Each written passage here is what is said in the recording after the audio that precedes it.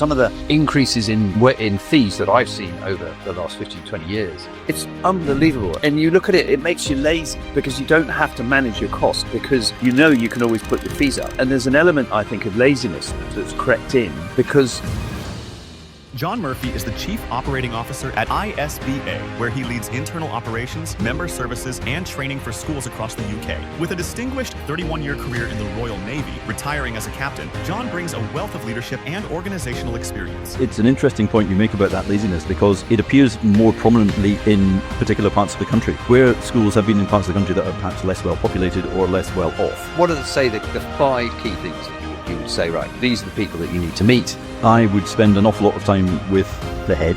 The second bit, I think, I would be looking very carefully at the chair of governance to make sure that, again, he or she was a reasonable person with a bit of experience that I could button into. I wouldn't be worried about going to them with a problem. And the other person I would talk to would be the... If you were starting a school tomorrow, how would you change any structures or what's currently going on? What I would do is... Well, look, John, thanks very much for coming on today. You're welcome. Really very keen to do is just talk a bit about the background, how you ended up in bursaring, what you did before, and then the experiences you've had during your career, tracking through your career and finishing up as COO of the ISBA, which would be really interesting to talk a bit more. And then maybe we'll have a bit of a chat about what you see as the future and things that may need to happen. So be great if you could kick off and explain a little bit about your background and how you ended up as a bursar. It was a conventional route at the time, sort of coming out of the military and into bursaring, but I didn't follow it. I came out of the military and went into a cathedral as their chapter clerk, which is essentially their bursar. So that kind of gave me a year's worth of working in a civilian occupation, which I'd never done. I'd spent 30 years in the Navy. And that sort of first year thought, I have very many marketable skills here. There's a lot I can do, which is slightly arrogant, but it was true because you don't realize what you've got until you actually move. You have no idea. So just out of interest, I mean, in the Navy, how did your career track in the Navy? Oh, yeah. I started as a rating. I'd retired as a captain and I was a diving and mine warfare specialist, so an underwater warfare specialist. So there's nothing there that directly tracks across. But what you forget is that you're doing loads of HR, you're doing lots of admin, you're briefing people, getting ideas through committees of various sorts. Put it that way. So you've got loads of marketable skills, which you kind of lose in the noise, and you don't think there's anything very much when you step outside the dockyard gate, as it were. But all of a sudden, you think, well, actually, there's more to this. I've got quite a bit to bring bear here. Well, so when you were in the Navy, I mean, that sounds fascinating. Doing the underwater, whatever you call it, undersea warfare, water stuff. How did you get into that? Because that's quite unusual, isn't it? How did I get into it? I fancied doing something that took me away from the mainstream and really sort of tested you sort of physically and mentally. And the people who were doing it, I was quite attracted to as being a bunch of professionals where rank didn't matter. It's one of these organizations when you're diving, the person with the most experience and most qualification is the guy who's running it, or the person who's running it. Can be a lady, of course. And it doesn't matter who you are. If you happen to be doing that particular role, rank plays sort of second to the experience and the qualification of what you need for that particular role. So it was one of the sort of rankless places to be, and I quite liked that as a professional discipline. And did you do that before you went to Dartmouth and became an officer? You didn't? No, so... I started life as an engineer. Oh, okay. And then so you moved. How long were you in the Navy before you went to Dartmouth? 3 years as a rating, and then Dartmouth, and then 28 as an officer. Oh, wow. So you were in that sort of diving area for that length of time? Yeah. Which was great fun. It really was. And did that make you travel lots? Yeah, I mean, you were traveling with the ships you were attached to, or with the squadrons that you were with, and yes, there was a lot of work obviously in the Middle East, as you'd expect, and a bit in the Atlantic, a lot around the UK as you're doing various training serials. But I mean, no more or less than anyone else. There's a few places in the world I'd still like to visit, and a few places I'd like to revisit because you don't get time to enjoy them, as you might imagine. So you came out of the Navy and went to the cathedral. And so that side of it, I mean, how was the church relating to, because that's a sort of similar issue, isn't it? You got the academic side, you got the church side, and how did you relate to that? It was very easy to see the role because the role was an enabling one. I mean, fundamentally, the lay staff, as they were called, enabled the church to deliver, and you deliver what it needed to do. And we had a royal visit. We had the Archbishop of Canterbury come down for one. I mean, so there was plenty going on. You're no stage where you're not planning for something or enabling something. And at the very least, the BBC would turn up and want to do an outside broadcast. So, there was lots and lots of bits and pieces, and it was very easy to discern where you needed to quickly sort of work out the organisation, get people to help. People have done it before, people haven't done it before, it depends what it was. And then just bring all that experience, collective experience, to bear on the problem and say, right, here's what we're going to do, and give them, as you do with any project, 15 or 20 things, and say, right, by this time tomorrow can we have that, that, and that, and then we'll be ready for 4 o'clock. So which cathedral was it? In Portsmouth. It's Portsmouth Cathedral, which is not terribly far from where I live. Yeah. Oh, that's well organised. so you did that for a year. And then you moved on to... I was a manager of a barristers' chambers in London for a couple of years, looking after it was 52 barristers who are part of the chambers. And again, it's an enabling function. You're just making sure everything's in the right place so people can go on and deliver what they need to deliver. And the interesting part of that was that, and I didn't realise before I started researching it, they're all self-employed and they rent premises from the chambers. So it's a business that can move very fast. It's very nimble. You have to sort of factor that into your planning, sort of business plan and things. But we did very well because we achieved a 13% uplift in turnover in the couple of years I was there. And everybody was pretty happy with how things were going. And they don't like anything to upset the routine and rhythm. But at the same time, they were trying to make things a bit more income related. So it was quite easy to bring some ideas forward and deliver for them. And was you, I mean, in a circumstance like that, were you also responsible for maybe bringing more barristers into the chambers? Was that something that you could do or were looking to do? I was involved in the selection process, but we had a board, a sort of management board, and they took the lead on it, but they wanted the lay person's perspective. Again, it's that lay thing, isn't it? It's the outside perspective. And that was very useful because we used to interview quite a few and pick up 4 or 5 each year that would come in as people retired out of the top, either on age or the fact that they just didn't want to do very active stuff anymore. I always thought it was a bit like solicitors' practices where they sort of become partners, but it's not like that at all. They're just literally on their own. And they go out and get their own work, do they? They can do, but they use the chambers as a vehicle for them to advertise their own particular skills and specialisms. And then the thing they're looking for really is good reviews and things like Legal 500, Chambers and Partners as it was, so that people, when they're looking for a barrister with a particular skill set, and some of them, in fact all of them, have got the specialisms, and some are colossally expert in some very tricky points of law, you can then, as a client or as an instructing solicitor, pick out the person your client wants. Yeah, I mean, it was a different way of doing business, but again, the same principles, because it's an enabling function, and you just deliver to make sure that they can deliver as well. And it's also it's a different type of management, isn't it? Because and very similar to the sort of school scenario. You're not actually managing those people as such because they own their own businesses, so you have to treat them in a slightly different way, I assume. Yeah, you do. And all you are doing is making it clear that you can put this in place, but it's up to them to then pick up the baton and run with it. So you can do the advertising, but when the telephone calls come into the clerk's room, it's up to the barrister to sell his or herself, having been cued onto this rather warm contact. Okay, cool. And so you did that for 2 years. Mm-hmm. Then where next? And then was to Twyford School for 5 years as the bursar. It's a prep boarding school near Winchester. And how did you find that? That was an ice bath. That really was a shock. The speed of events was something I hadn't anticipated right at the start. I had the summer holiday to kind of get myself up to speed, which was lovely, and then hit the term. But we were in a good place financially. We had to do a bit of work on the premises and actually bring the premises up to speed, which I'm delighted to say my successors have continued, and the place looks amazing now. But it was the breadth that was going on. Again, it was the enabling function for teaching delivery, It was looking to the future to see where extra space would be required or extra facilities or whatever it happened to be, and actually just getting all that in place with a financial plan that backed it, whilst at the same time making sure the day-to-day didn't run away from you, it was certainly an experience that made me sort of reorganize myself and really start delivering at a much faster pace than I had previously. Interesting. So you felt that was a more reactive situation than maybe the enabling side. Yeah.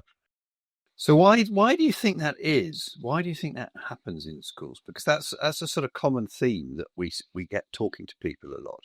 I think it's because the person who gets all the awkward questions is the bursar.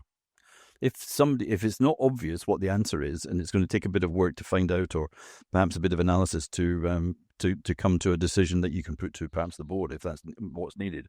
There's only one desk it lands on, that's for good or bad. That's just the nature of the beast. And actually, we've got some very skilled people, very experienced people, as in the sector, who can definitely deal with all of that. And some of them, in a great shame, aren't used or employed in the way that you'd expect them to be. And once the schools understand what the potential is, then all of a sudden, the relationship improves, the outputs improve, everybody trusts everybody a bit more, there's a bit more to be done. And the whole thing begins to run a wee bit better because everybody understands what the bursar can do. Head, chair of governors, chair of finance, all act as a little 4-person team and actually push the school on both strategically and tactically. It's interesting, isn't it? Because one of the things that comes out in quite a lot of the discussions is this sort of element of the sort of three-legged stool, with the head, the bursar, and the governors, and the fact that there's no real boss as such. I mean, I know some schools they say, right, the head is the boss. Some school, but a lot of schools you report into governors separately. To the chair of governors, yeah. How do you think that works? I think every variation works in different ways for different personalities and situations. So I wouldn't want to be definitive. I think people need to basically sit down with a cup of coffee and work out how it's going to work for them. Because the chair of governors could be running a multi-million pound business, or it could be somebody who's retired and did do that, or somebody from some other background. So he or she will have a set of skills. The head's obviously got a set of skills because they're the chief salesman of the school, put bluntly. And the bursar in behind the two of them is working to support both, to keep both moving forward, but also is relied on for his or her advice in terms of finance, health and safety, HR, all the other good things that you're responsible for. And it's fascinating it would be a whole separate study, what should be the best management structure. But I think it would be unwise to dictate anything to that. I think it needs to be personality and ability and experience driven.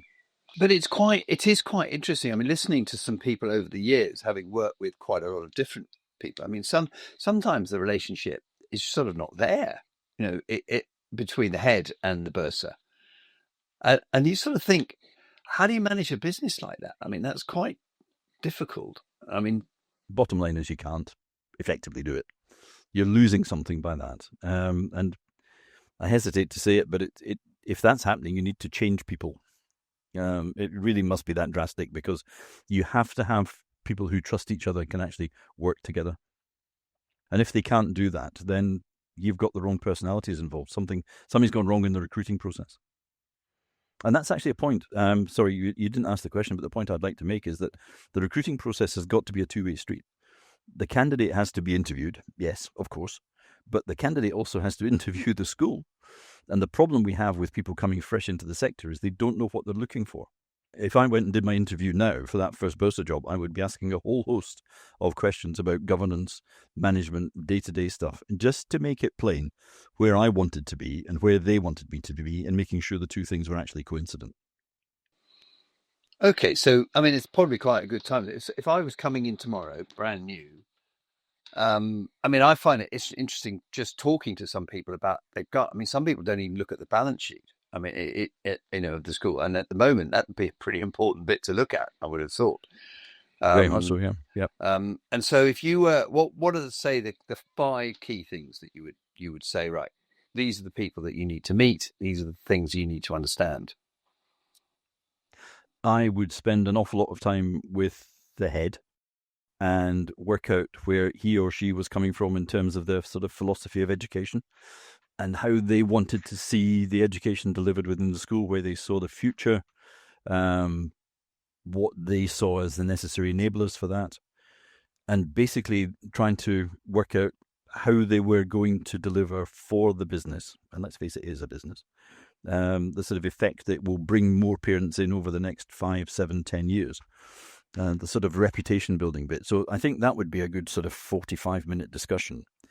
And if that comes up with a couple of holes in it, then you begin to think, well, okay, as a CEO of a business, which essentially is what the head is, have they actually got a clear vision of what they're trying to do? And if not, then is this the place to be? So that's the first thing.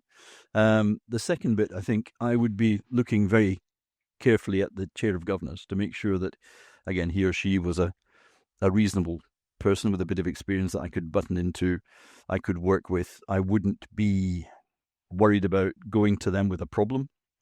I would want that, what is now termed a psychological safe space, but which is essentially trust, to say, listen, we've got a problem here. I don't know how it's happened, but we've got this to deal with, and here's what I suggest we do. And you want that sort of calm, level-headed approachability and availability, because some are so busy that they are not as available as they should be in some cases. And again, that would be another sort of 40-minute conversation to make sure that I could clutch into what they were thinking. And the other person I would talk to would be the chair of the finance committee, because they are always very able people. Who have a big background in finance. They've got the inside track on what the school's actually doing. They can see the trends in the numbers much more clearly than somebody who's just studying it for a couple of days to come and do an interview. And again, you then get an idea of how well this was going to go, and where they, as a chair of a particular committee, and probably the pivotal committee, actually saw you contributing to the life in the school. So I think those are the three people I would be, and that would be after I'd passed an interview. You get interviewed, you are the successful candidate, to which the answer is, yeah, fine, I'll come and take the job, but I want 40 minutes with him, her, the three top positions. And then you make your decision as to whether you're going to join or not. I think people need to be more picky. I'm sorry to be slightly dogmatic about it. Yeah, but it's interesting now, because I think it's not something you sort of get this sort of, oh, wow, this is brilliant, I've been selected, it's great, I've got the job. There's a sort of an element of feeling really good at that moment, isn't there? But actually, whether that job's going to be a long-term job will depend on the things that you've just said. I mean, I've noticed that there are people who try and change stuff too quickly, because that's another element. I mean, I've met a couple of ex-Deloittes. I mean, there's one particular guy who I went to see, and he was very much right. This needs to change. This is wrong. This needs to change. And I was quietly, I went back to the office and quietly thought, I'll give him about 6 months. He's going to, either he'll implode himself, or someone will say, look, you're just trying to move too quickly. And that's an area that I think that maybe differentiates from a normal business, is that, the politics. The lack of agility. Yeah. Yeah. And I mean, it's almost not politics, is it, in the education? It's like a process and a system that's embedded in the way people are, because virtually every school seems to be run the same. I mean, that's the point that I've always felt, is how do you get in the variety? How do you get the change in when a lot of them are moving from one school to another school, which has a very similar structure? Yes, it has, but it always has a different set of problems in a different priority order. And that's what attracts people, because they change for reasons of career progression, or by wanting another challenge, or whatever. I mean, I was arrogant enough to think, well, this is the 5th year of writing this bloody spreadsheet. I'm going to go and do it somewhere else when I moved schools. Now, it didn't do me any good, because it was the wrong choice. But looking back, you think, well, fine, I'll learn from that. But actually, it's one of those things where, is it arrogance, complacency? Something catches you out, and you just think, well, if I move, that's progress. You have to tell yourself much more firmly that if you move, it's not necessarily progress, or progress in the right direction. Yeah, because it could be quite short term. And I suppose it's a bit like any career, any sort of corporate career as well. Actually moving fast can be very attractive, but if it stops at that move, then it's not quite so attractive further down the line, isn't it? Well, it is. And the other point about, and if you're recruiting somebody who's one of these fast-moving folks who spends a couple of years here and there and bounces sort of from one job to another in 2 or 2.5 year intervals, you've got to wonder how effective they actually were in that time, and what have they achieved. And it's very superficially attractive. And once you see some of the CVs, you've really got to drill in and say, okay, you've spent a couple of years there, which is very impressive at that age. Now, what was it you were doing? And you've really got to drill into whether they're just placeholding or just trying to learn the job, or did they actually deliver something? Because I have my pet theory, if you're ready for this one, Nigel, is it takes about 18 months to learn what the hell you're supposed to do. You've probably got a couple of years of delivering properly. And then the next sort of 18 months, you're beginning to get a little bit bored and a little bit stale, and you need to give yourself a bit of a challenge. So either you change roles, or you sort of reorder what you do and how you do it, just to give yourself a little boost.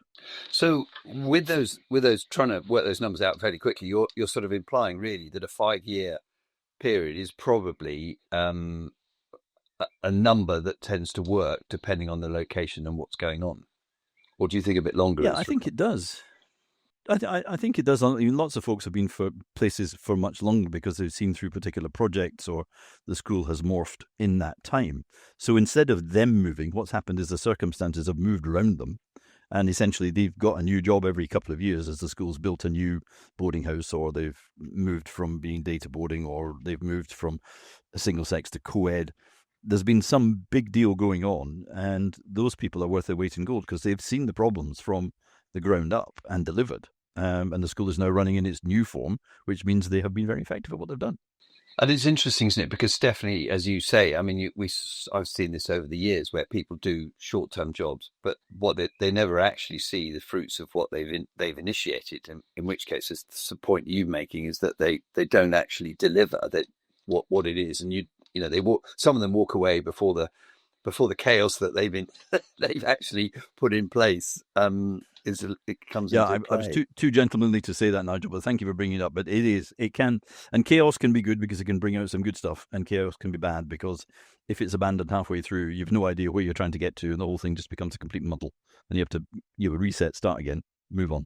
Yeah, no, it's interesting. So, I mean, in terms of having left Twyford, was that when you took up the role effectively that you're in now?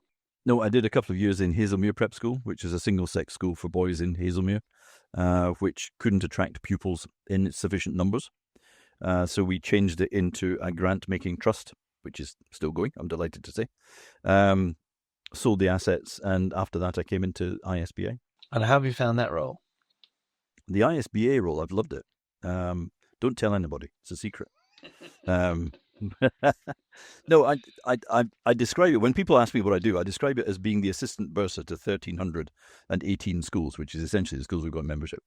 If I can do half an hour and put whatever I do into the library, I have saved 1,300 people half an hour. Now, that's got to be an output that's worth something, because everybody is time pressed. Everybody wants to be doing something else apart from the thing they're doing at the moment.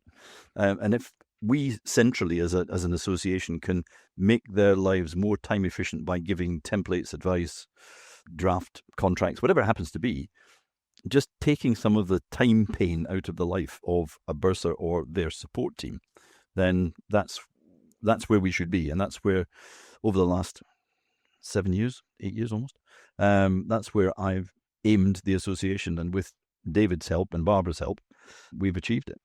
It's quite interesting, actually, because you are fairly unique as an association, where most associations, in each business there are several, whereas you are really the only one who sort of challenges bursars and works with bursars.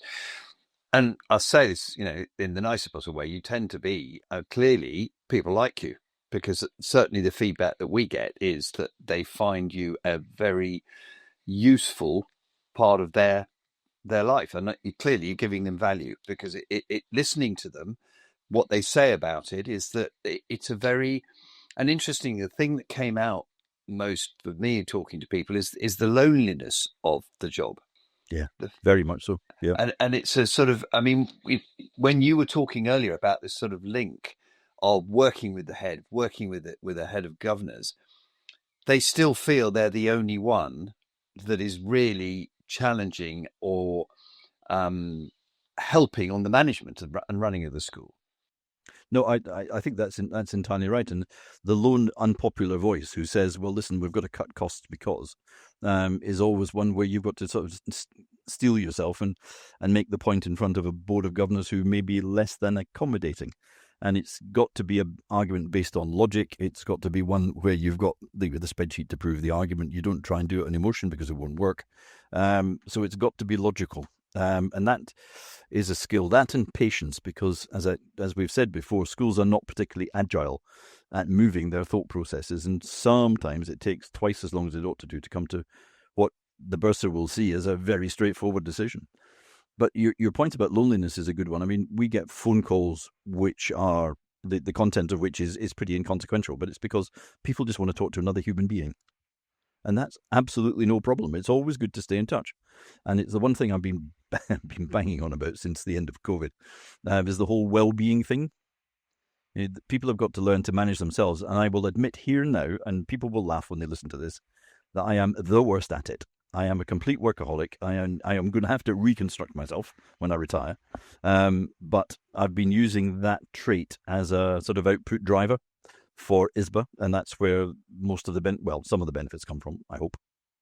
Yeah, and I think but it is this issue of well-being. I mean, I've noticed, again, more. Luckily, it's not too many, but people going off sick, stress, and the difficulty is, it's very interesting. What you were saying was that the move from one school to another, where they feel very confident where they are, and they go into something that's maybe not quite. And that, I know, interesting what you were saying. There are a couple recently where I know of a bursar going to another school thinking, have you really done your homework? Your homework. Yeah, because it's more. I mean, the interesting thing is that it's actually personalities, and some of these heads of governors have got very, very strong personalities, haven't they? And that's where it becomes a bit more tricky. And sometimes entrenched views of what used to happen and here's how it should continue to happen, when actually what it needs is a bit of a modernization and a new voice. And it's a very difficult point to get across with the degree of tact that sometimes you need. So it's a difficult one. And it comes down to the interpersonal skills of the bursar concerned. And this is where the experience bit comes in. He or she has to have 10, 15, 20 years experience in something pretty challenging to bring that with them in order to apply it into the strange new world in which they find themselves. Well, I tell you what's very interesting. Yeah, no, I completely get that, which is, I mean, there's this issue, people coming from the military has been,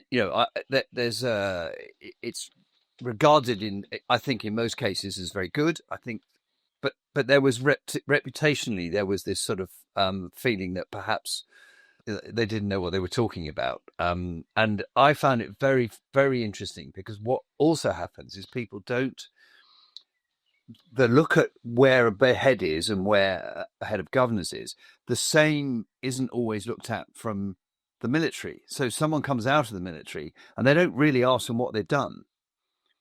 And it's fundamentally very different, isn't it? What they've actually done in the military has a massive effect. Well, it absolutely is. And you've got to be able to drill into the military CV to find out what's actually in there properly. I mean, it's sometimes hidden in 3-letter abbreviations and different appointments in different parts of the world or whatever it happens to be. But you can drill into it. But the lovely thing about the existing generation, if you want to call it that, of military people coming into the sector is that they are now much more financially savvy, because they've had to run projects. Always they've had to run projects. Also, that each military arm, Royal Navy, Army, RAF, Royal Marines, they are much smaller than they were. So the people you get rising to the top are now much more able and much more broad-ranging in experience. The days of the single specialist have almost gone completely.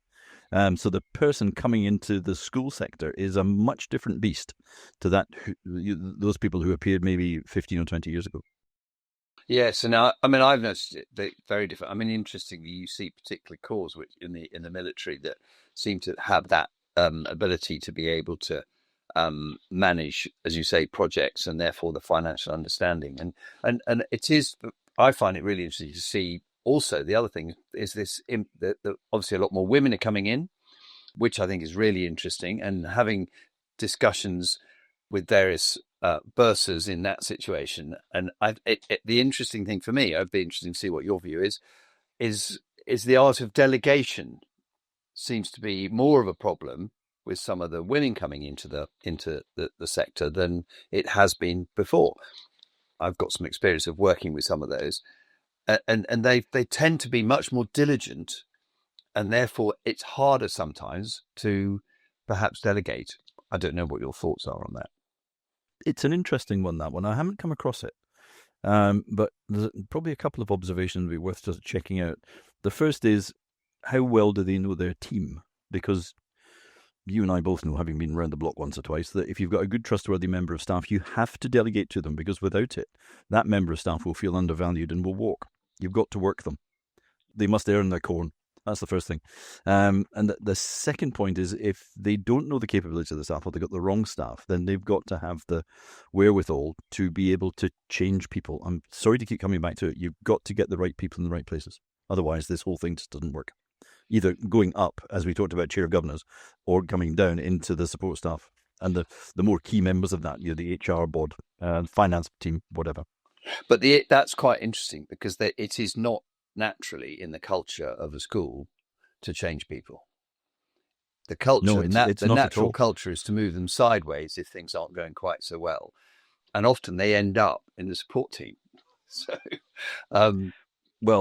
yeah, and sometimes that works, sometimes it doesn't. But I think those days of having the luxury of doing that perhaps automatically have gone, because I think times now are sufficiently tight that really you've got to have people doing what they're there to do, and probably a wee bit more, to be honest. I mean, you've got to get value out of folk. Well, what I think is interesting, so this is for me then sort of the next question is, where do you think it's going? I think it's going to be, and this is really broad brush stuff, it's going to be bigger class sizes, more data-driven, much more push in terms of information to parents to judge how well their children are doing, many more judgments by parents on the value for money question. We're paying X £1,000 a year for this, and look how well he's doing. That's good. That's money well spent. That's the sort of conversation you want to get going. I think that is going to have to become a huge loop in which there's much more, to use a business term, customer service than there's previously been. Because you're constantly having to resell the school. Every term you're selling for the next term or the next year, whatever it happens to be. The time has passed where, you've got the child in age 5, that's good. She's going to stay till age 18. No, you're having to resell every term and every year. And if you can't do that, you're not marketing, communicating properly, and you're not showing the parents what benefits they're getting for the money they're spending, then you're on a hiding to nothing. Reputation only goes so far. We're in a much more sort of pound, shillings and pence world, I think, now. So the future is bigger class sizes and much more communication. Yeah. And also, but the other thing I think will be interesting to explore a little bit is this idea of how you actually manage the fee structure. I was talking the other day to someone about this sort of almost a concept of sort of pay as you play.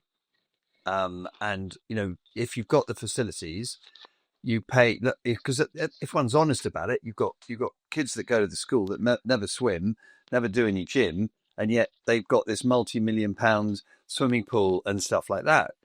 And are they going to be able, could a school be in a scenario where you sort of do a non-swimming cost, or I don't know. I'm just sort of almost, it's like throwing everything up in the air and saying, where does it come down?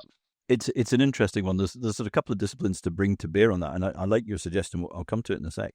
The first one is to do the zero-based budgeting thing and chop out all the stuff that you don't need to have in the budget. So drop your costs.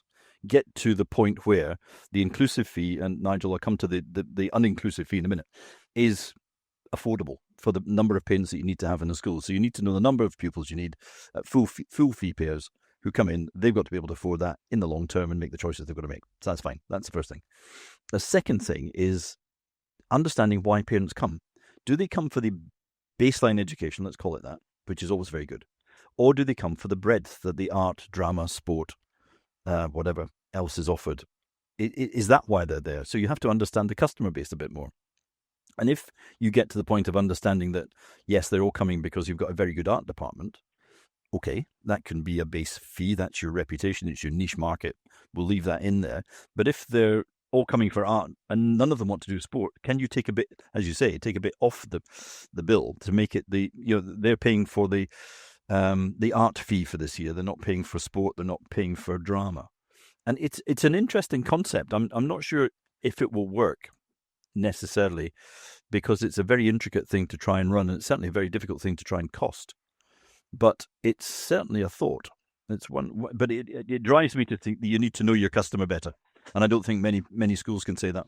Yeah, no, it is interesting, isn't it? Because there's, the whole arms race is probably the root of what slightly caused some of these problems that are there now. And I was looking at it and was just thinking, the bigger schools now seem to be merging with some of the smaller schools, for want of a nice word. And I was suddenly thinking, you don't necessarily, if you're reasonably close, you actually bus them over to the beautiful, big schools facilities, rather than actually have to have the facilities in the prep school or in the small school.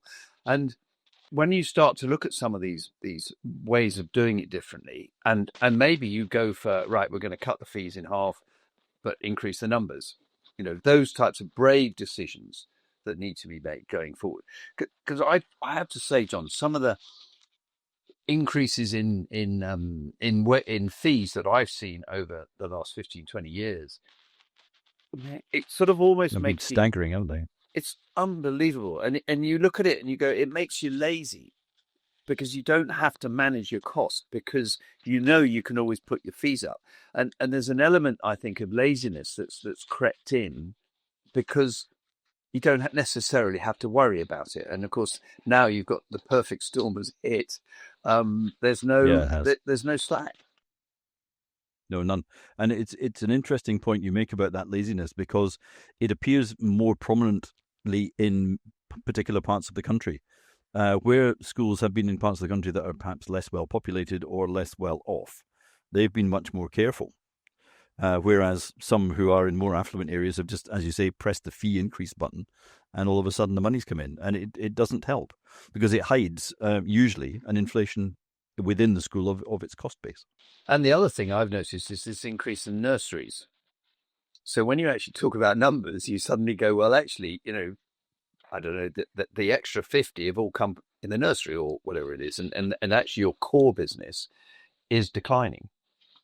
Yes, and that's an interesting point too, because the people always put great faith in the pull through from the nursery into the main school. Sometimes it works, sometimes it doesn't. Depends on the school's reputation.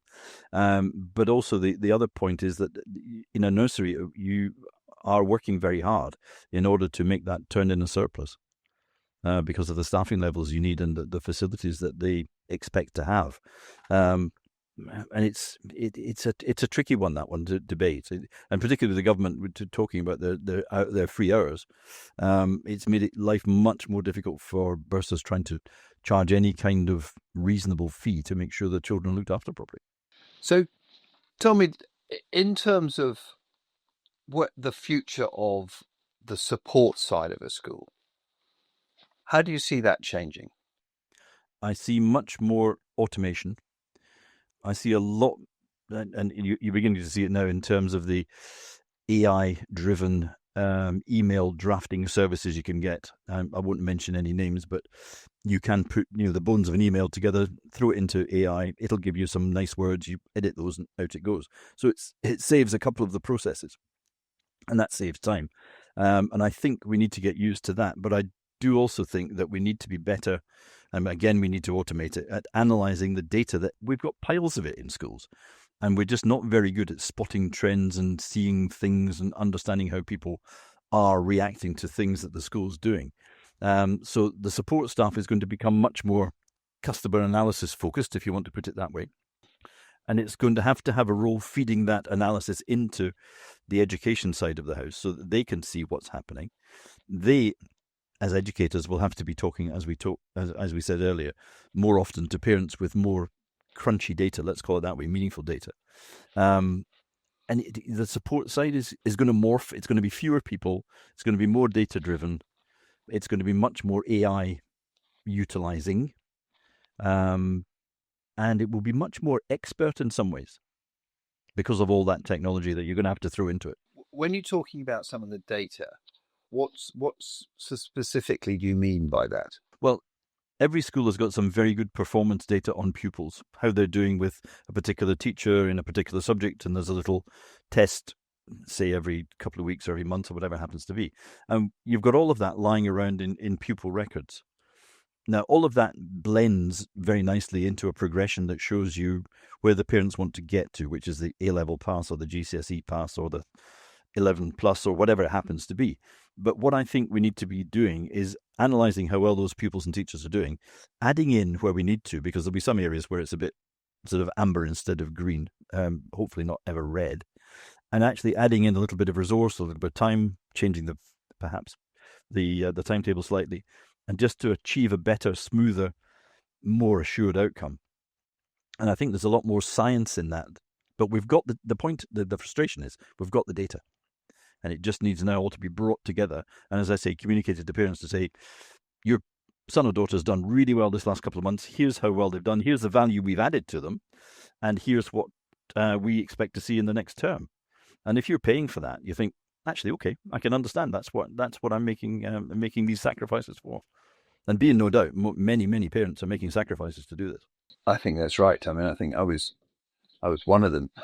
So at the end of the day, it's hard, and it's a lot of money now. I mean, it is a big amount of money, but people want to be able to do it if they can. But it's this issue now where it's just sort of out of sight. I mean, I can't see too many of my kids privately educating their children, and yet most of them were privately educated. So it's going to be a different generation to see how it works. So just on that side of it, tell me what you think. What's your feeling about outsourcing? It's got its place, but it depends how cleverly you write the contract and what the deliverables are. I mean, a lot of the tasks that are done in a school are describable, outsourceable. Is that a word? It now is. But there's a lot of stuff happens in the margins, which with an outsourced service you don't get. The finance office will do favors for people helping running their trips or whatever it happens to be, the sort of extracurricular stuff. And you've just got to be careful that you don't lose some of the essence of being in a properly coordinated, everybody helping everybody else out type organization by taking out one of the functions. I don't see it as a bad thing, but I do think you have to be careful about how you do it. Yeah, and it's quite interesting, isn't it? Because if I talk to, catering has obviously been outsourced fairly regularly for some time. Whereas, so when I talk to people about their catering, when you actually come down to it, it's all about the quality of the manager running it rather than whether it's outsourced or it's in-house. And everyone who's got a fantastic person and they're running it in-house is completely in favour of in-house. And if they got a fantastic person completely out there, they're in favour of that, which is the point that you're making, is making sure that the quality of what you're getting is right. And then I see the advantage of things like recruitment, managing staff, not worrying about holidays and things like that.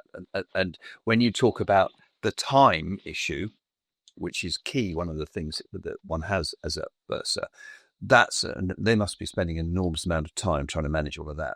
It's true that the HR, the personnel issues do absorb time like you wouldn't believe, but equally that's where some of your better management can be, managing the staff, because you can come to decent informed decision, having done a bit of research. It's got to be something you do spend time on, because you're building the school's reputation for being a decent employer on that. I mean, not necessarily soft, but just correct and fair and achieving its objectives in a nice sort of timely way. So I'm kind of waffling around this, but fundamentally I see HR as a reputation generator for a school, as an employer and amongst the parents.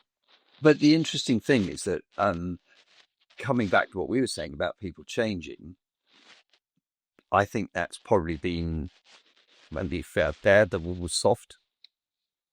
The HR management has been a little bit soft. I don't know what your thought is on that. I think we could be kinder, perhaps, Nigel, and say sympathetic.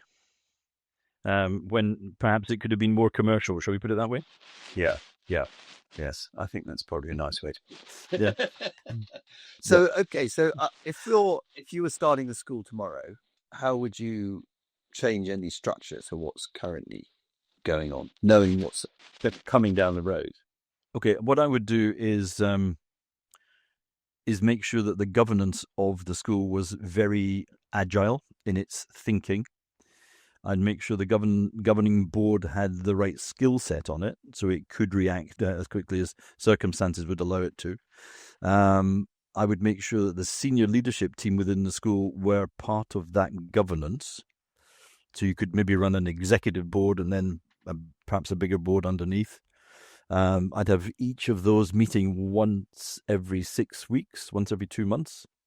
I would make sure that performance was front and center of those debates and measure things like the time that each pupil had with teachers, the times teachers were in contact with pupils, how that could be improved, the cost per pupil. And then you could morph that, as you will have to at some point, into the carbon cost per pupil as well. So I would really be looking at the outputs, the communication, marketing, the essence of how things are being delivered, and set it up with that as a sort of fundamental core of delivering business. Because at the moment it tends to get forgotten about. Well, the interesting thing was coming back to what you were saying about agile thinking on governance and governors, and what's your feeling about maybe in the future they're going to have to pay governors? Well, I have said this more than once.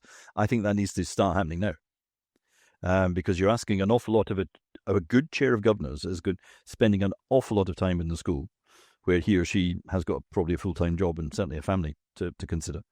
And the other person I think you should be contracting would be the governor that looks after safeguarding, because I can't see how you can deliver that properly without spending, again, a great deal of time going through the detail and making sure that all that the school is doing is exactly as it should be. That's interesting, because sometimes the sort of safeguarding side is, it can sometimes be stronger if it's outsourced, actually, where you get someone from the outside. Absolutely can, but the point that the outsourcing is fine to get the nuts and bolts done, but you've still got the governance of the whole thing from the top down has got to be reassured that everything's happening as it ought to do, and that the detailed checking of that takes, I think, quite a considerable amount of time. And I do think we're going to have to start thinking very seriously about paying people that do that. Yeah, I know, it's interesting. I mean, that again, that's come out quite a lot. My view is similar to you, because I think that one of the issues is that the quality of governors and the requirement from them is so much higher. I'm talking to some colleagues, bursar colleagues who came from the corporate world. They were quite shocked at how little checks, balances, questioning went on the financials initially. Having been in the corporate world where they go into a board meeting and they get quizzed on all the numbers, they felt they got very little quizzing on the numbers, because it was a bit of a club. So, rather than necessarily, okay, let's understand these numbers and who should be quizzed on those numbers, because it isn't just, a lot of those numbers are attributable to the head and the way they're delivering, not to the bursar. And I don't know what your thoughts are on that. No, I agree with that. But the other point about this is you've got to decide where that debate takes place. Is it actually at a board meeting, or is it in some other way? The point is, yes, okay, the board needs to spend time on it, but can we get the board to a point where they trust the finance committee to do that, and then basically the board, the finance committee chair will report to the board to say, right, we're within 2% of where we expect it to be. There's a downward pressure on this, there's an upward pressure on that. We're monitoring that. We've not changed the risk profile. Is there anything else you want to know? And I think you can do that in about 5 minutes flat. But the trust has got to exist, the delegation's got to exist, and the mechanism that feeds all that information up has got to be reliable and timely. Yeah. Okay. So what you're really saying is sit down with the finance bursar, the finance team, and that's where the questioning takes place, and what's going on and what's happening and what's not happening. And I find it quite interesting, though, because that is the questioning side is something for me is really important. I mean, when I go into some of the organizations, you just say, look, why are you doing that? Why are you paying for that? What are you doing? Are you asking the questions? And it's very interesting because there seems to always be this, oh, well, that's the teacher's fault. And we've had some very interesting conversations where we do, I don't know if you know this behavior program thing that we were doing for a bit, and we ask someone to write something they're going to do this term to reduce costs. And the deal is that whatever you write is fine, and as long as you get better about what you write. But this particular one there was a French teacher, and she was probably in her mid-30s, and she wrote on it, "I'm going to turn off the lights in my classroom." And I was like, okay, that's great. But I just was interested because of the age and the fact that she was a French. I just sort of went to have a chat with her. And I said to her, explain to me, why you've not been turning your lights off to date. And her comment to me was, it's not my responsibility. I've never seen it as my responsibility. And I was really intrigued with that. So I sort of then went to talk to the bursars and the head, and we were chatting about it. And they said, well, that's teachers. And I said, well, actually, that's your fault. And they looked at me and went, what are you talking about? I said, it's your fault because you've never given them responsibility for it. And what you were saying earlier about giving people the responsibility, financial responsibility as well as academic responsibility, for me is a really important part of the future of what's going on. Making people aware of what they're doing, but better than that, measuring what it is. You've managed to deliver 18 lessons in English this week, and it's cost the school X amount of money. Brilliant. That's the sort of thing you want to get to. But we're not very good at doing that granularity right at the moment. We need to get better. Is it also because we're a little bit not scared, but reticent of upsetting people? There's this sort of, we don't want to upset anyone. Yeah, of course there is. But it's the way to put it is not to try and avoid the upset. The way you've got to put it is, this is how life is from now on. We are going to have to watch every penny, and every penny must have at least 90% of its output going back to parents. And if that's not happening, then for goodness sake, let's change things till it does. There was a very good business model of a hospital in India, I think, where the clinical director every day posted up what the resulting sort of surplus was, and people actually tracked it, and they began to take pride in what they could do to contribute to bigger surpluses. And we've got to get to the point where there is a collective responsibility, and as you say, a delegation and trust. And I think it starts with the sort of heads taking that responsibility. I mean, I think a lot more of them do now than they used to. But that, of course, I mean, if the head isn't, taking that keen interest, and maybe the head should become part of the person that's questioned on finances, as opposed to, all goes back to the bursar. Yeah. But maybe that happens anyway. I don't know. Well, I think some of it will do already, but that's the other point about having this senior leadership team in the board meetings, because they can see the effect of their decisions going up into the finances. The board can see it coming back down. But again, is that the right place to have these discussions? Not convinced. I think we need to get boards more strategic. If the school is running to its budget this year, don't care about that anymore. I want to know about 25, 26, 27 and going on. As a governor, you've got to concentrate on the future and not... if the current position is good and holding well, fine. Let's move on. Look, John, I know that we've only got 5 minutes left. So I would say off into the future, what are your sort of future plans? Have you got any plans to still stay in the education sector? I'd like to think that there might be something I can do for schools that need some advice, but I'll wait and see what the autumn term brings for that. I've got definitely 2 months of doing absolutely nothing to kind of recover a bit of strength and skills and a bit of energy, and then we'll see, as I say, what the autumn term brings. But I'm looking forward to it because there's plenty that can be done. Yeah, no, I think it's interesting. I think all these things need to be seen as an opportunity in the end. And I'm sure the sector will work its way through and work its way out, but it just needs to adapt, perhaps is the nice way to put it. But John, thank you very much for your time. It's been really interesting. You're very welcome. And I wish you all the very best for the next couple of months. And maybe we'll be in touch in a couple of months' time when you feel rested and recuperated. I look forward to that. Nice to speak to you. Thank you. Bye now. Cheers. Bye-bye.